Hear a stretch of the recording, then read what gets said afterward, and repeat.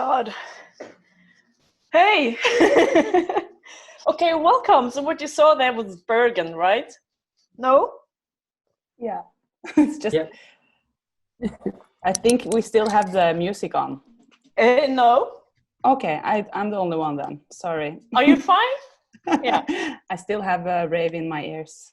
You do? Lucky you. I just love that track. Anyway, the sort of landscape and the city was Bergen, and that's western part of Norway. And the thing is that I'm based in Oslo, while all of you are now in Bergen. Because Karmaklubb is moving around, and we were supposed to be in Bergen at this moment, and also in March, and during Pride in June, but we aren't because of the virus. So we're gonna get into all of that later, but just to explain who we are, we're gonna take a round on every one of us, but to make it short, we started like 2 years ago, some of us, to do seminars and clubbing. And we continue to work together for, yeah, more or less 3-4 times, at least some of us.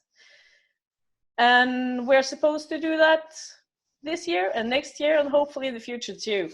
So I think that we are a good mix of artists, people working on larger institutions within the arts, and also we have more independent groups, and people in between all of this.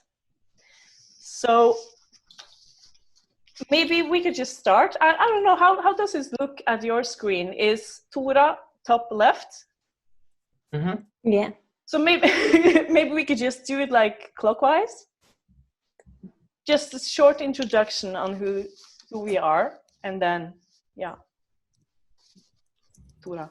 Yeah, so I will start. I'm yes. Not top left on my screen, you know, so I was not sure. No. But yeah, it's okay. This nice. Is going to be hard. Yeah, yeah. Thank you. Oh yeah. So I am TORA, and I'm here on behalf of my collective Konsept X, that is based in Bergen. So I don't know if I should say anything more now, or if we should just move on. Yeah, please, a bit more. I mean, a bit more. Yeah, okay, bit yeah. More. So we are music and cultural collective that works with promoting diversity and equality in the music and culture scene in Bergen. So it started out as a DJ collective. I'm a DJ and a musician in the collective, and it has kind of evolved, and it's continuously evolving, I think, like these collectives often are. I think we will probably get more into that a bit later. But yeah, so maybe that's it for the beginning. Yeah, and then this is sort of a surprise because we never know who's next on my screen. So, but actually it's myself, so I could just yeah. maybe, but first I just want to, I mean, this is sort of a takeover that Karmaklubb takes over the Maracas platform for 2 days. So I want to just say thank you to Maracas first, which is in Barcelona. And I mean, this is how we communicate online. So suddenly we are sort of in Barcelona at the moment, or worldwide, who knows. Mm-hmm. But yeah, my name is TINE, and I'm running Karmaklubb, and that is sort of a platform, a queer open platform that moves around. It's clubs, it's also art panels, discussions, exhibitions, but also like larger seminars with people from all kinds of cultural field, research, yeah, everything really, writers. So it's doing many things, and Karmaklubb is also a publishing house. So since we can't have club at the moment, we are right now trying to focus more on the publishing and writing and research. So yeah, that's all I'm gonna say for now, and then I will jump to the next, and that's KAETO. Hey. Yeah, I'm KAETO. I started ASTERISK, which is this Bergen-based art event, which is a kind of mixing of art and clubbing, maybe a little bit similar to Karmaklubb in that sense. And I started that. Well, we were due to start because the problem is due to Corona, it never actually happened. So for the minute, Karmaklubb, sorry, not Karmaklubb, I was owning your own. Asterisk is still, yeah, this kind of idea, this kind of dream that I want to happen in Bergen of this kind of club night, queer night that could be a platform to the queer community here in Bergen. And so the idea is to have more than 50% inviting queer artists from Bergen, from Norway, and to keep that majority of queer locality here in Bergen, which, yeah, so it's a response to what I thought we were missing here. And then it's actually SOFIA. Yeah, I'm SOFIA. Yes. Right now I work at the Bergen Kunsthall, which is a contemporary art institute in Bergen. And then I work with the live program, which often happens in the cafe space called Landmark, but which also is an independent, or a program independent of the space. And there we make concerts, club nights, talks, discussions, and movie screenings.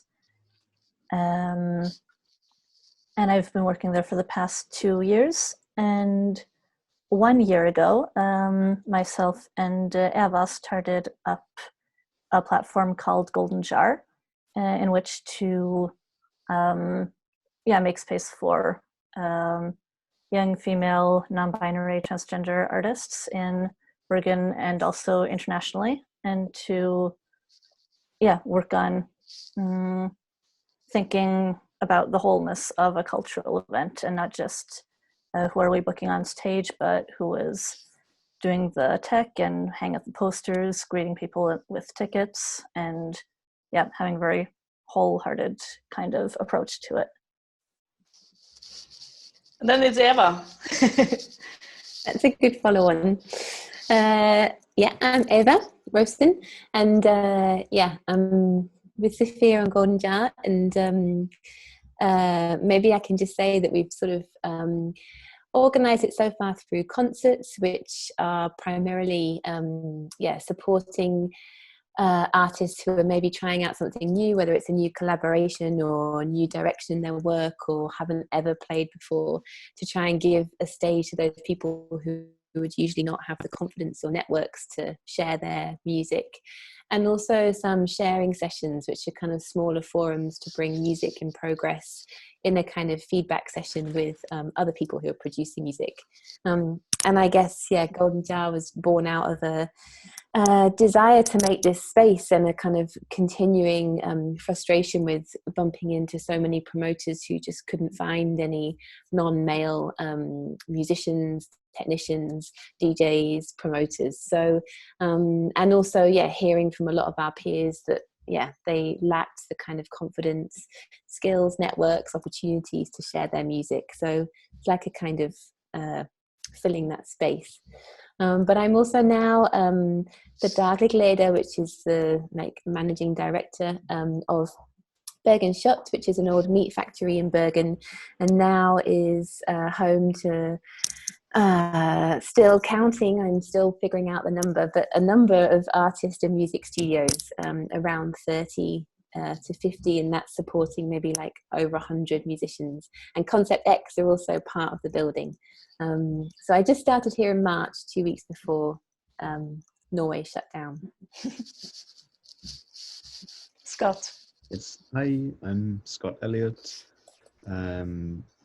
Working currently as the interim curator of the live program at Bergen Kunsthall alongside SOFIA. I'm also the editor and founder of a publishing house called Coda Press, Bergen-based, which is centering around artistic writing practices, and is dedicated to promoting art writing as a catalyst for both critical discourse and artistic production, something that I also felt was a bit of entering a bit of a void here in many respects. I'm also a writer in my own personal practice, also a visual artist. And on top of that, I run an institutional model, I guess you would call it, called Weekend Server, which is a hybrid space that acts in various incarnations of how I feel artistic institutions do, as facilitators, as gallerists, as the residency structure. Yeah, that's the long and short of it. I'm almost tempted jumping to sort of my question for you, because I sort of prepared a question for each one of you, and especially you, Scott. And I think maybe I could just start with that, because it sort of describes, I think, how many of us are working. It's not like just one practice or strategy. It's often at many scenes at the same time. And also, like Karmaklubb, as I mentioned, it's so much different. And like the happenings, they are on everything from like museums till clubs, small bars, and also like super obscure, more brownish pubs style. I don't know how to describe it, but like on the countryside or something. I mean, just to because what I think is important is to not wait for people to come to us, but also go out there and invite people in by occupying their space in a way. So this thing you said about hybrid spaces is something I've been very interested in for years, because I think that's often how people meet that wouldn't necessarily meet if they just, continue to go to the regular places. They know what to expect. So to me, a hybrid space is a space of possibilities. Is a space that's not yet defined, and that both come to, it could be the structure of this place, like Landmark. It's a bar, it's also a club, and it's a place you can eat or just hang out, but it's also in fact at the Kunsthall, which means that you probably reach people interested in art, but you could also reach all the other guys. So I just wanted to hear if you could, like, you said a few things now on what you've been doing earlier, but how do you work now at Landmark to more directly implement what you find as a hybrid space? And what is a hybrid space to you? The question of how do I fit that into Landmark is still very much when I'm in dialogue with myself on, having accepted this job gratefully in the midst of a pandemic, which is a challenging role. But I guess to go back to how I view hybrid spaces myself, I guess the best example would be how I work like curatorially as an independent curator through Weekend Server, this institutional platform, where I view the kind of act of curating in that as a sort of act of collusion almost with institutions, where there is a common understanding of our interests, our motivations, but perhaps me as an institutional parasite, I would use that term quite positively in this regard, can come in and offer something that is not necessarily core programming, but is like peripheral programming, is something that we can both agree on as mutually beneficial. And I guess it's also looking at peripheral practice, this thing of bringing something to you. This is like what you also described Karmaklubb as doing. So in that regard, Weekend Server would like slip into institutions, spaces, and collaboratively act as guest or host or both at the same time. And I think that exciting space of kind of responsibility and shared responsibility is how I view my kind of interaction with these hybrid spaces, in a way where they can open up to something that is not perhaps in the core mandates, but there is a mutual support of ideals or concept, or yeah, kind of like parasitic commonalities. I don't know how you would identify with that as karma. Like a parasite? Yeah, no, I think, but I guess the connotation of parasite is that it takes only, which is in this regard, it's definitely not a vampiric energy. It's something that yeah. I think I understand where you're at. It's more like the sharing and being part of something than actually eating it or I think living the from it. conclusion is quite accurate in that setting, in a way. There's a kind of mischief afoot, but we're in on it together. I really like that idea, actually, because I think it's maybe some of the same ways that like the golden jar is like borrowing space or getting into the space. And I have actually not been at the golden jar night. I just observed it online. But that's sort of also the issue here, that we were supposed to do a golden jar and karma thing now in Pride, but that's not happening. So but I have sort of a follow-up question, but maybe we could take that later, because it's sort of affecting all of us, I think. Sure. So maybe I could just pass it on to Sofia or Eva. But how do we keep our parasite sort of behavior alive when we cannot do these things physically, or we cannot meet people? So what to do?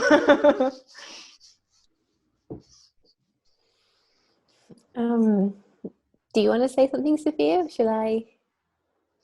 I don't know. I mean, we did a golden jar sharing session online. I'm not able to figure out like how to put parasitic into it. But we were scheduled to have one of our sharing sessions on the 1st of April, but then moved it to online version a couple weeks later. And then, because it felt like there was definitely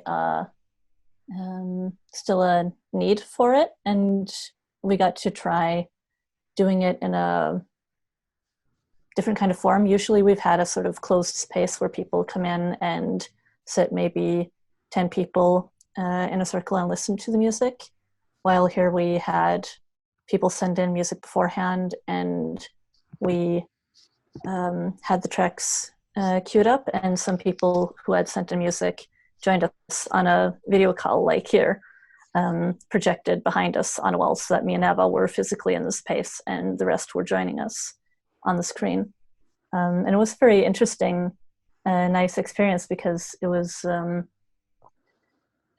nice to be able to be together in that kind of translated reality now. And very fun to both listen and share music in a more intimate space. Did you actually did it like you could gather in the room where you had the sort of session, even though it was just me and Eva. Like we at Landmark, we set up a streaming setup so that we had two of us were like sitting 2 meters apart, and we had a wide angle camera filming us, and then projected on the wall behind were 4 screens of people joining with their tracks and contributions to the conversation. So it was like us and a light and video tech in the room. Then I understand what you say about intimate in a way, because it's but it's still another person there. But my problem is that I feel, because we did streamings of DJ sets and live sets, and it's like I think it's very sad, because there's like there's no audience that I can see. So it's like speaking into the void or sending a message without a response, while the whole thing is sort of based on response and feelings and being together. So let's hope it's temporary, but but how to I mean, maybe I could just ask KAETO about this, because again, we were supposed to work together now in Bergen, and you were supposed to have the first ever club night with ASTERISK, but you choose to like wait until you could actually do it in real. Could you say something more about like the resistance of not translating this into the virtual? Yeah, I think that was kind of like something that kind of like I wasn't able to make a decision straight away. I think like just even like talking through screens, we're expected to give responses very fast, or just the whole kind of technology and the barrier of that, like you were talking about earlier.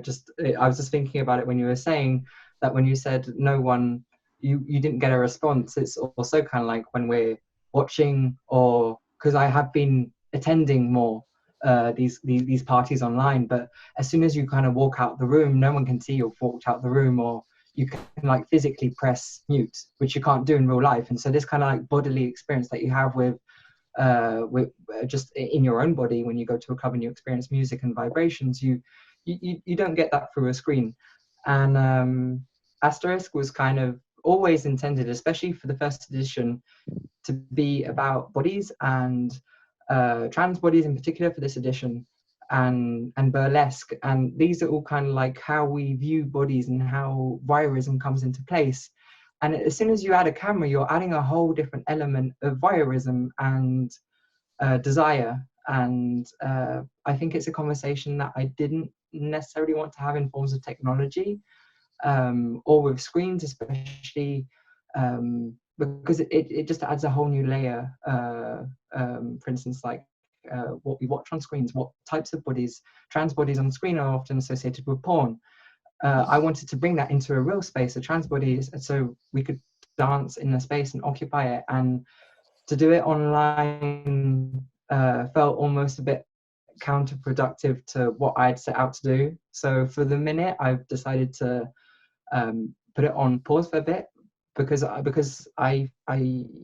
think it's important that it happens, but it has to happen in the right time and the right place, to take up space, because it's something that I've wanted to do for a while, to go into an institution and to completely take off the binary off of the toilet doors and have that so that lasts the whole night. And if not, we can make an impact, and that can last after. But to do this online, we're not going to have as much power as a present physical body in the space. Yeah, I think it's really interesting what you're saying about, because I think it's in the situation that we are in now, where we are kind of forced to experience how other formats are affecting the stuff that we do, and the resistance you also can feel in like transferring concept that you have into a completely new and unknown format is scary. And like for you, KAETO, I can really understand that it's like your first time with this beautiful new thing, and to just like put it out there in this huge unknown, it's quite scary. And I think it's interesting because in the absence of the physical spaces and in not experiencing being bodies together in the room, we really get so aware of the huge impact that really has on us, even just to be bodies in a room. How much it actually differs from sitting here now. It's really nice to spend time together digitally and see beautiful people, but it's really not the same. And I think it's important to kind of stop up and take in, because that also tells us something important about why we are doing what we're doing. And I think what we all have in common is the drive and motivation to create new spaces where we are feeling something is lacking. And then what happens when we can't have those spaces, and is it our responsibility to maintain those spaces in this situation and kind of being forced to transform it into other formats, or is it okay to kind of protect those spaces, or is it I don't know, people might miss these spaces and it can have an impact in that way, but other people again can attend digital spaces who cannot be present for physical spaces. So I guess there's a lot going on there as well.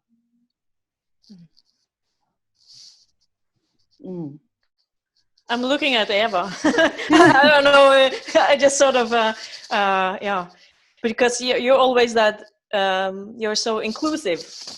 You're always, focused on, yeah, everyone, every sort of level in creating an event or whatever it is. So, and this thing about inclusion or including people online, I find it very hard. It's impossible. Because, yeah, again, like the Karmaklubb strategy is going out there and be visible. And now it's like you sort of more know whom to expect online. It's harder to find. You can't just jump in. And it's the people that just jump in that we also want, in addition to, the crowd. So, yeah, Eva, do you have any, or I know you have some reflections around this. I mean, what's lost and what's gained in this sort of limbo? I guess I've just been thinking a lot, and also listening to a lot of friends who are speaking up now, who have been suffering for a while, either mental or physical disability or illness, or which has prevented them from engaging in the kind of events that we're now missing, like live events, concerts, club nights, and that like physical bodily presence of being together is something that we're really kind of missing. And then suddenly there's this urge to move things online in kind of the same way. Like it's kind of, yeah, you have to sort of be focused for a specific time. You have to have access to the internet, access to a computer. A lot of like, yeah, people are maybe sharing in a family with a computer between multiple people, perhaps don't have the best Wi-Fi, are still not able to kind of sit in front of a screen for a long time. So I guess I'm just thinking a lot about sort of what like normal we're kind of referring to when we're missing that normal. And now there's a lot of talk about the new normal and what that means. And I'm just kind of wondering like who is still deciding what the normal is. And I guess I'm really kind of grateful for a lot of people that I know who are sort of speaking up at the moment about how they've found it difficult to engage physically, and suddenly like the digital forum opening up means that they can engage in other ways, especially internationally, when people for a lot of reasons can't travel physically. That there was always been this fear of doing events with somebody on Skype with a live audience because it just like never works, but now we're all doing it. So these glitches just kind of become part of like the makeup of the event, and it's not if someone drops out, it's fine, you just bring them back into the flow again. And somehow these like glitches that we're all having to deal with, I think are quite interesting. How we're kind of learning and making space and allowing people to come in at different times, turn their cameras off, turn their mics off, not contribute with a question but still be present. It's like kind of making a lot of different spaces in a way. And sort of what does that mean for when we go back to like normal? Like how do we sort of keep these glitches like not something that we're trying to smooth out and perfect, but are maybe ways of including multiple people and different bodies, needs, care, requirements. So I think it's kind of, I'm just like thinking about what we're kind of gaining also from these experiences, which feel really like awkward, but maybe actually there's a need for more awkwardness in how we do things. or a need to kind of embrace that, you know, things are awkward, and that's okay. Yeah. And I think, you know, like when we did the Golden Jar event, it was it meant we could kind of still create that space for people to join in that otherwise wouldn't have been able to, and, you know, linking people who couldn't otherwise have been in the same room. And that was really interesting to sort of try out different also formats of receiving. So it doesn't always have to be broadcasting out, but, you know, what happens when people start to also contribute into an event through being online. Speaking of Golden Jar, I'm curious because now you've had, like you said, you have had the chance to experience the different formats, and I was there DJing at your first Golden Jar event, and I really remember it as something very special, and I've been thinking about it afterwards, like what made it so nice. We started before the event started that day. They had prepared a meal for all of us contributing to the night, and we all ate together. And I think that just really set the stage for a very, I don't know, it was really something special. And I've been thinking about, now that you have been kind of forced to, or not forced, you have chosen to try out to do something, you know, at least a part of the Golden Jar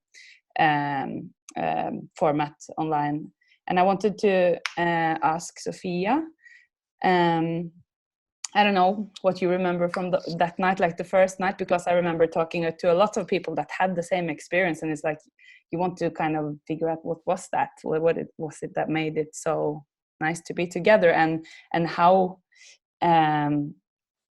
did you have any of the same kind of experiences when you took this online, or what was lost, what was gained? Like, can you tell us a little bit about how you personally experienced it, like from your role in setting up the events? And well, what both have in similarity is a very high level of stress trying to make everything work, and wondering, like, is everything going to just fall apart? Is something placed wrong? Will the internet fall out? Will the speakers stop working? I mean, yeah, a lot of think about everything that can go wrong. You and Eva, is that yes, what? mostly a lot of that. But I don't know. I mean, there really is something very special about being physically in a space with music as a physical sense as well. I was at one of the few concerts that have started to reopen recently this weekend, and was completely blown away by all the things I'd missed in being in a space like that. And that's sort of what I remember very much from the first Golden Jar event too, was that it's that feeling of like it all in the end did come together, and it was really beautiful. And there was a very good vibe in general in the room once I had the low enough pulse to feel it. And then doing it online was also, I really did like that we were able to create this little space of the 4 people joining in on the screen and talking with us, sort of like this, in a way, about the music that they were also contributing with. And it was really great to be able to create that connection between the different people and show also these new in progress tracks to more people if they were interested, at least that these were able to share it with each other and talk about it together. Was very I was very surprised at how well that worked in a way. That's nice. Eva, do you have more? No, I was just thinking about the meal. I guess like before we went live at the event, everybody who was joining in joined us like just offline first, And I think that was a really important moment, so that everyone had met before they came online. And that, I think, I don't know, like made it possible maybe for people to also contribute and talk, maybe a bit like the meal, like you'd all met each other before you went on stage and played. And I feel like that's something that, it's really important to kind of try to sort of build. And in a way, like Scott was saying about parasiting spaces, like once you get given a space to do a concert or an event, like trying to kind of show different ways of doing things, then but like you were saying, KAETO, maybe those things stay, like if everybody actually knows each other rather than on off the stage. And and sometimes backstage is like a scary place to go if you haven't met everybody first. You don't want to go and like it can be a very welcoming space, but if you don't know anyone, it's quite hard to enter into that space. So I guess how to kind of make everybody feel welcome. And I think at the moment online, that's also really difficult, because you feel like you're very present and your name is there, and you're kind of like here, and especially in something like Zoom, where it helps the sound if everyone's muted, then it's really hard to get any response back from the audience. Or it's like, how can you start to kind of change things in the Zoom program to make connections between people or make people feel comfortable? And I guess we have been through like a mini version of that process as well, because not all of us have actually met in real life before. So we kind of we have had to do the warm up, getting to know each other backstage bit, also digitally. And that TINE has been kind of the person that has gathered us and like the chief parasite or something. I don't know. No, that's true. I mean, it's I met you and I met Eva, and the others. I feel like I met you because we have emailed and we have chatted and we have sort of a couple of Zoom meetings. But it's very weird, because like with Eva, we can just continue the conversation when we meet, because we already know where we at and what we are doing and why, and like we have sort of a common direction, I believe, and a purpose in a way. But I must say, I feel like it's surprisingly good connection with all of you, even though we are, this is actually the biggest party I've been to in 2 months. So I think it is. I mean, there's 6 people. I don't know how it is in the other end at the viewer, but like in Oslo, I mean, it's been rather open, but you shouldn't gather more than 5 at the maximum, unless you're outside. So I only seen like a couple of friends, and of course when we did the streamings, I saw the DJs. And speaking about the DJs and technical hassle, and it's just like it's been this learning curve from hell, because I sort of avoided being too much online with the Karmaklubb, and sort of insisted being a physical, a meeting, a social space. But suddenly, this was the only opportunity we had, using online platforms. So when you, Sophia, you told about all these problems or anxiety regarding, is it going to end well? I mean, you have the pulse up here, because the thing is, when everything is online or done with computers and Macs, is like you have no control.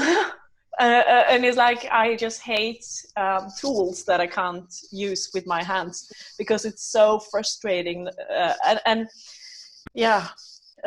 won't start on it, but I think I never worked harder in my life, because on top of the program we were supposed to do, we had all this technical hassle, that suddenly you have to deal with in very short time.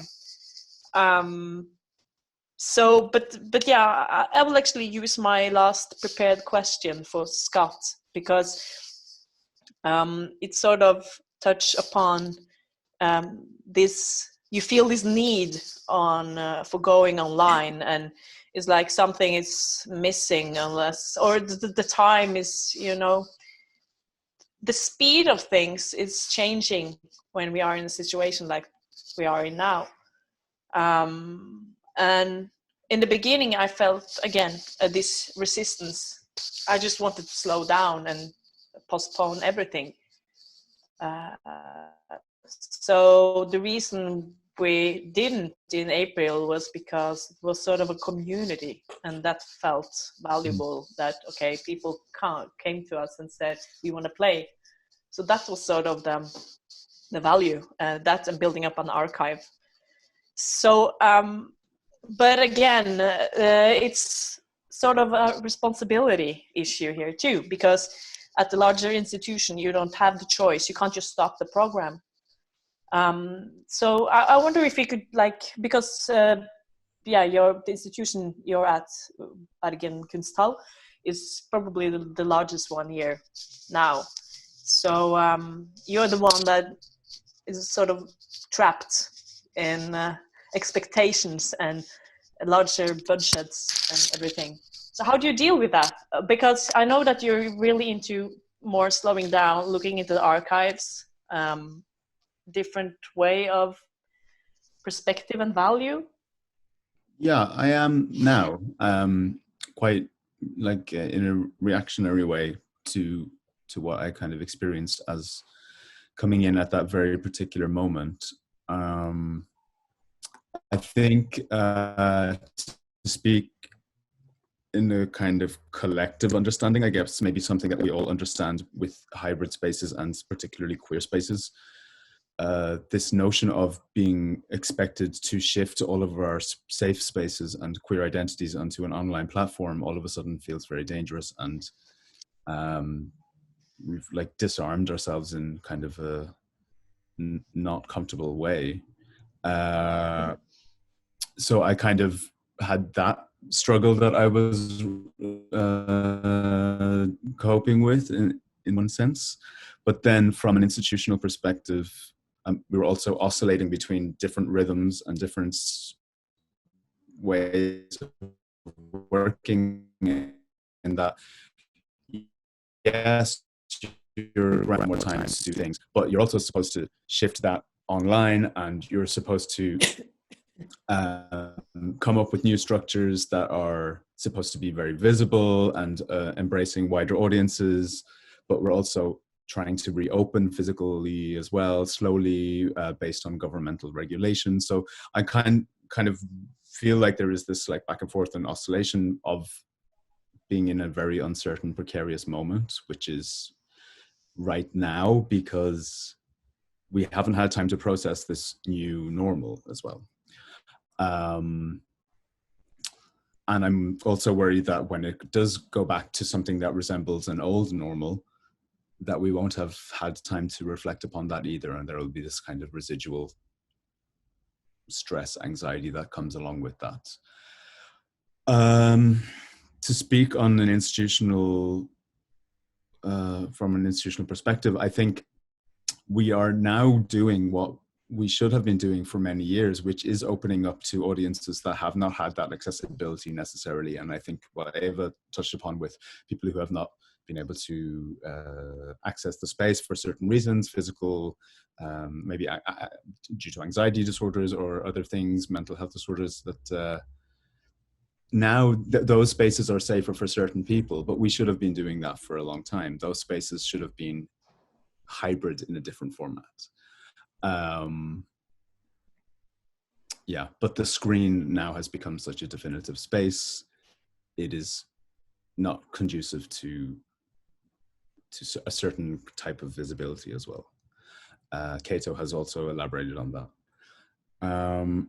I actually, to kind of go a bit tangential, I had a really interesting discussion with one of the weekend server artists who I'm working with now, about this idea of normativity terrorism, almost, that this like moment has shifted us back into a domesticated, internalized space, focused on the home, focused on, dare I say it, the family, and that we are no longer able to access those spaces that we have fought so much to create and to build up. That shifting them all like into this online thing feels counterintuitive to those of us who, in our curatorial practices, have been taught that to move into radical new feminist spaces is what we should be doing. So I'm personally struggling with that. And as my reaction, I'm more interested in looking back at histories and speculative histories and what we can learn from those past, what we can learn from those archives, and to reimagine what the present or the future would be if a certain different demographic or activist group had been more present in the past. Essentially, it's a way of looking at sci-fi feminist futures, but it's history, if that makes any sense. Yeah. Long answer. Oh, it's fine. It just came this strange sound. Did you hear that?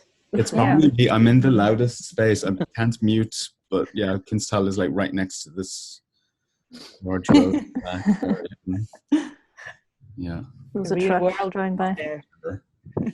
But maybe I can ask KAETO something, just following on from that. I think what you said about like your identity now that you kind of have online, and those spaces which before have been either like quite say secret conversational spaces, and likewise like public club nights which have been set up to kind of really hold different audiences who don't feel comfortable in other public spaces. And I wondered, now you've had to cancel or postpone your night, KAETO, how you're like thinking about like this idea of sort of identity and your own identity, and maybe those people that you were trying to sort of support and hold through Asterisk, and how you feel that's like being erased or pushed or morphed online.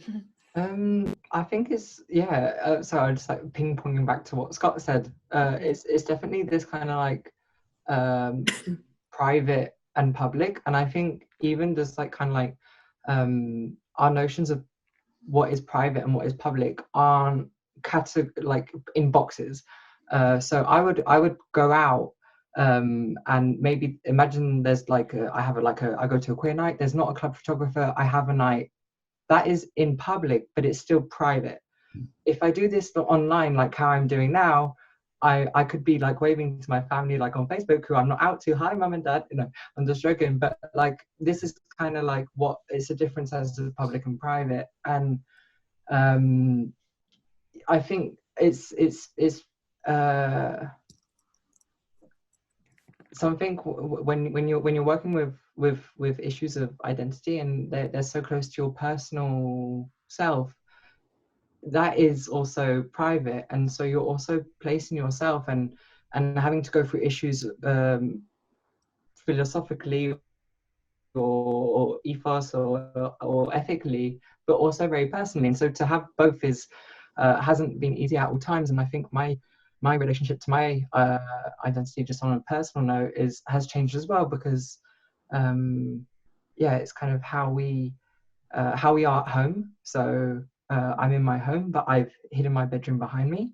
I can, for instance, like we had a Zoom meeting with 30 people, and I've never been outside without a binder, for instance, but like I can do that. All I have to do is just kind of like go like that, and then we're like, then I can be within my private but also publicly in a different manner.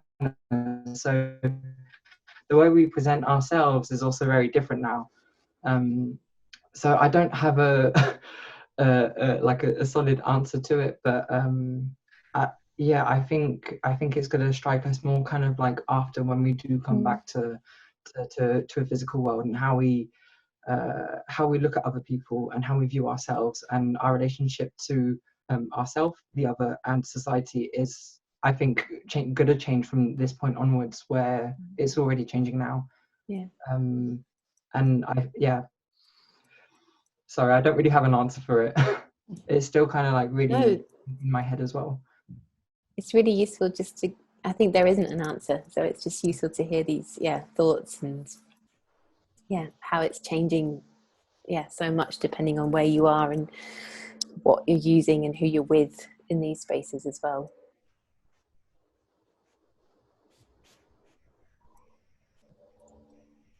I'm just thinking that, how has I changed in this sort of situation?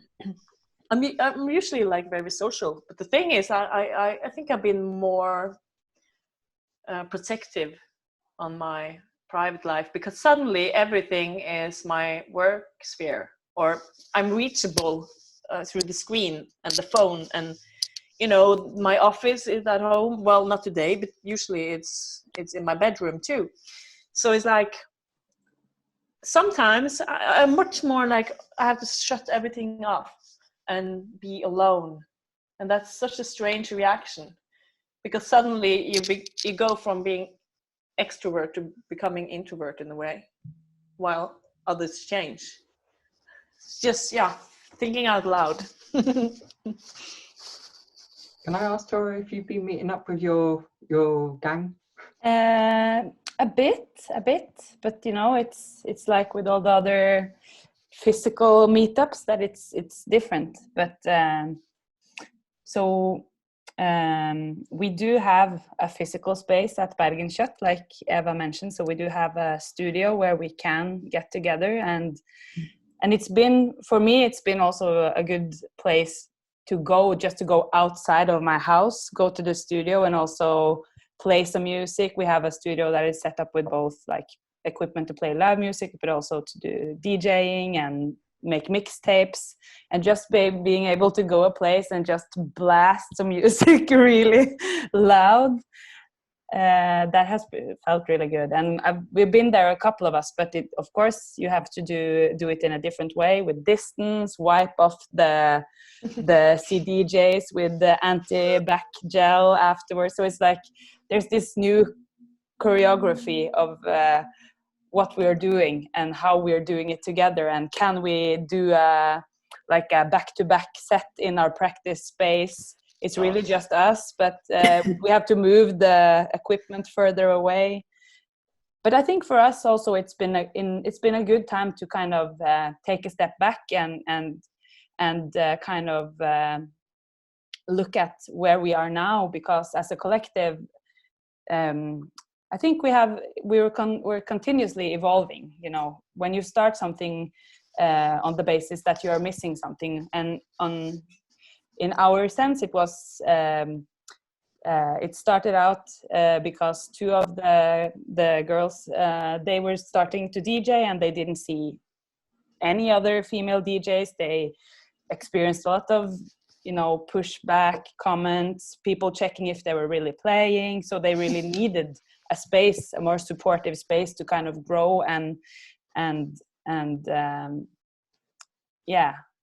build more momentum, I think, and to, because I do think like I just came to think about visibility, because now we are inside our houses, we're inside our studio, we're not out there, and I think that's also what many of us are doing with our spaces, because visibility actually matters. Like people coming to a club night like KAETO's or Karmaklubb to see someone that is like them, or something that you would like to do being done by someone other than just a guy that you don't have anything in common with, then it really has something to say. And I think that not being able to be out there also helps you reflect upon what you want to bring further, and also how you can push what you're doing. Because I think that we have experienced that since we started in 2017, we've actually made a big change. We've had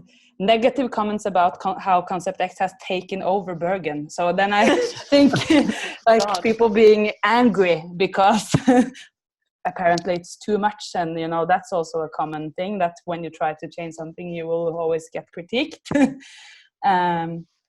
But also for us, who has been like we have been an all-female collective.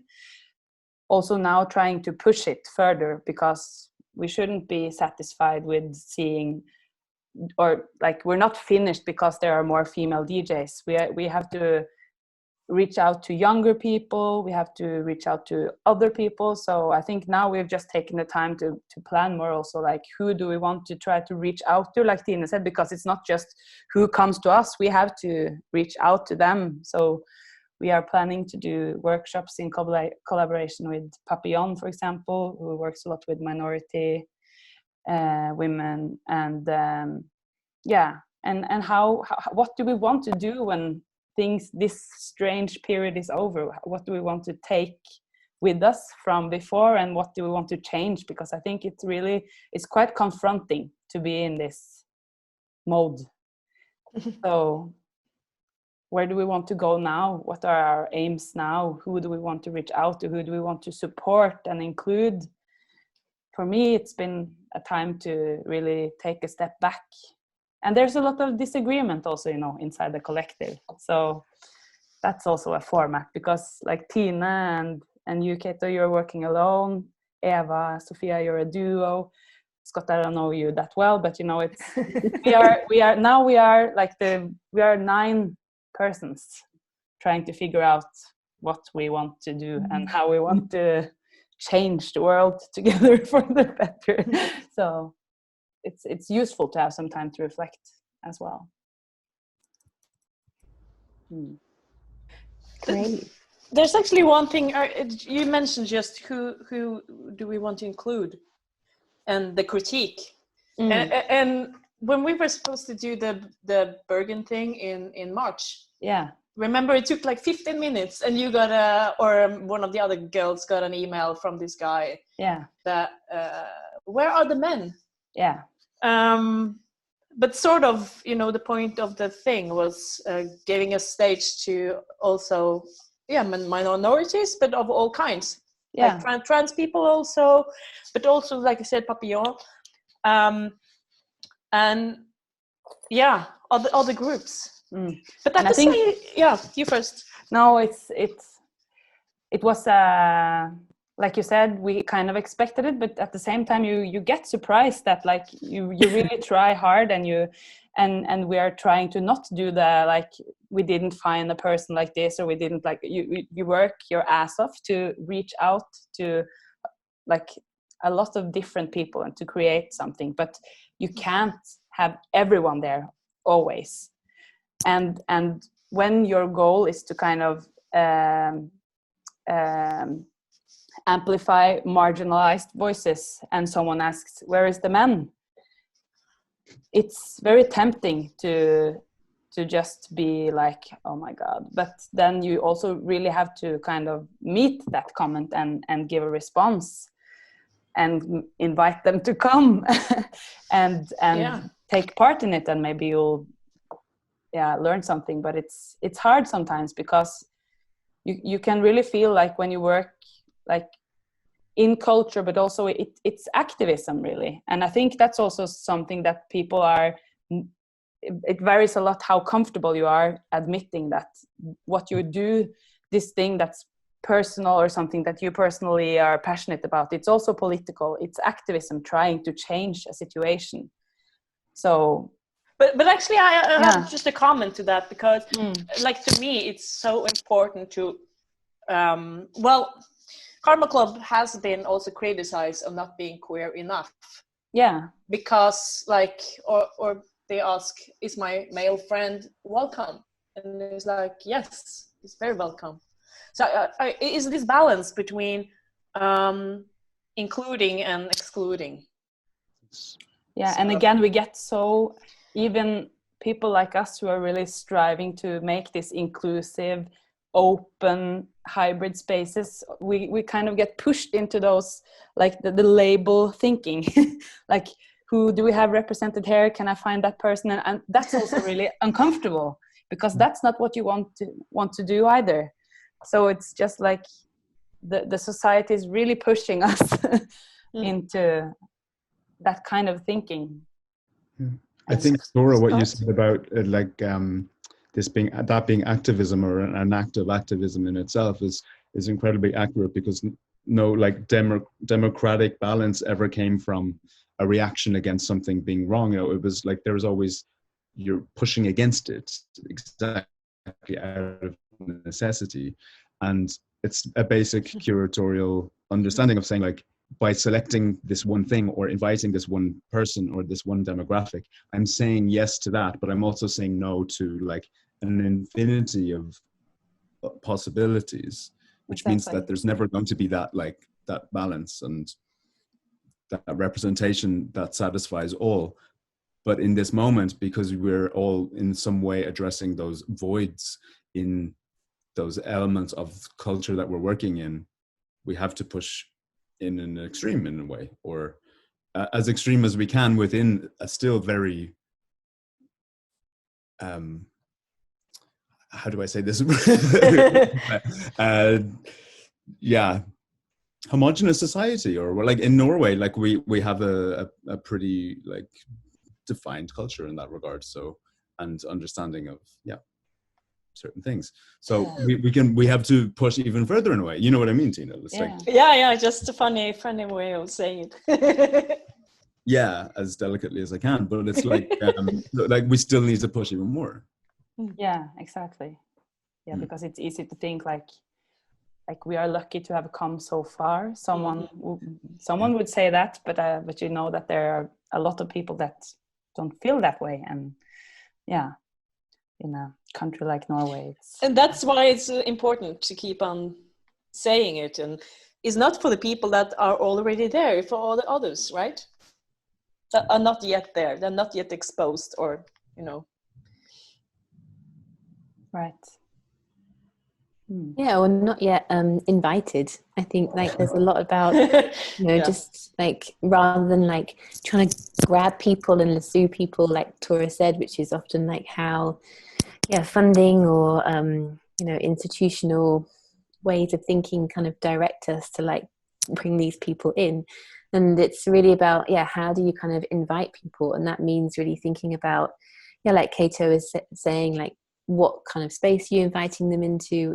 How can they be private and public at the same time? How do they access it? So it sort of feels like it's thinking about what can we do to invite those people, rather than kind of putting it on them to come with us. Word. Okay, it's I know we have sort of a time limit here. But at the same time, it's like no one's going to stop us. So anyone burning with a question or a comment or something? Just that I'm thankful for, the possibility, because this, again, due to the situation, and that Marikas has set up this platform for other people to join in, may have made us come together and has built new connections. So I think it's also, in this time, it's easy to focus on everything that doesn't go as planned, what we lose, but also there's a lot to be gained. Of course, it's I could go in many directions with this, but I think it's also it's really nice how we are pushed towards each other through this digital reality, and can process a little bit of what's going on while it's going on together, because it's a lot alone. And I think just talking here today with all of you it helps in just sorting out lots of thoughts about what we're doing and why we're doing, and kind of reconnecting a bit with what we are passionate about, because I think that's what we also wanted with our conversation, because it's easy to focus on everything that went wrong, that won't be due to this situation, and kind of take the opportunity to also come together and reconnect with why we're doing what we're doing and what we want to do in the future, and together, hopefully. I really hope so. Yeah, we just can't stop, can't we? Absolutely not.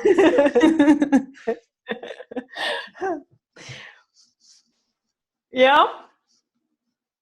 Oh God, yeah. Well, it's a good point. I mean, it's sort of, yeah, you keep on doing this as long as it feels important and meaningful. And yeah, you definitely make everything meaningful. And I'm saying that with whole me. I mean, it's like I really look forward when we can do all the things we have planned, and perhaps we are even a bit more clever and kind and smart when we get out on the other side. Hope so. I hope, yeah. Yeah. So Yeah. maybe we should just quit and recommend everyone to join the program for these 2 days. Yeah. And you will all be present online and on the webpage and stuff. So Yeah. And get in touch if they. Yeah. Thanks Yeah, for please. bringing us together. Thanks for being here. Tina. For 2 years, Eva. It's Still been going. great. And I think, yeah, like Tora said, these moments to kind of share what you're doing and finding hard and getting wrong are really important. So, yeah, I think in this process, as much of kind of sharing and listening, even if it's really hard, and listening to what you, maybe should have been doing years ago, it's also really helpful. So, yeah, thanks. Thank you. Thank you, everybody. Thank you for participating. Yes. Bye. Bye. Bye. Bye. No.